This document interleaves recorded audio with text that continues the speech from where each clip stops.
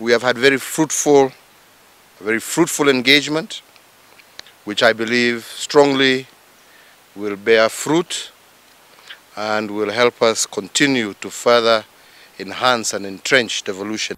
An agenda of economic marginalization and sabotage.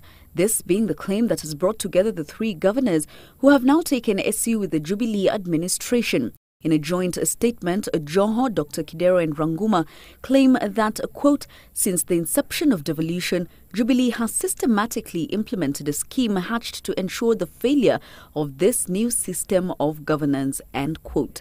The governors allege the government right from inception chose to lock county governments out of government offices. The Mombasa governor claiming his county offices are hired from private premises, while government buildings intended for such purposes remain occupied by junior state officers. Devolution of health services, the governors say, has been frustrated by the allocation of 40 billion shillings to the health ministry.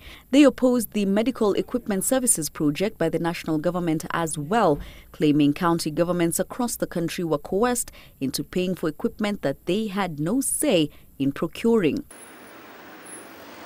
In Nairobi, Dr. Kidero alleges the national government owes him 69 billion shillings in rates and arrears, frustrating his efforts to hire doctors and nurses, repairing county roads, easing traffic congestion and establishing markets for small-scale traders.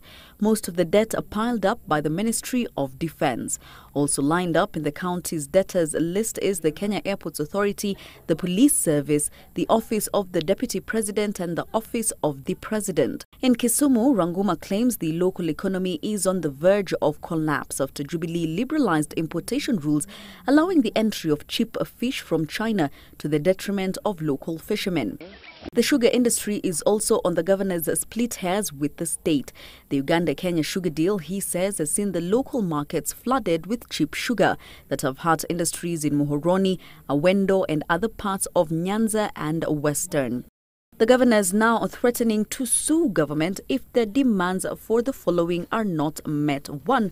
They want an immediate disbursement of the 69 billion shillings, a sharing policy and disbursement of port revenue to Mombasa County, and to cessation of any actions leading to the transfer of port operations away from the city of Mombasa, and an immediate moratorium on the importation of cheap fish from China to Kenya, and an investment plan to restore fish produce and markets for Lake Victoria.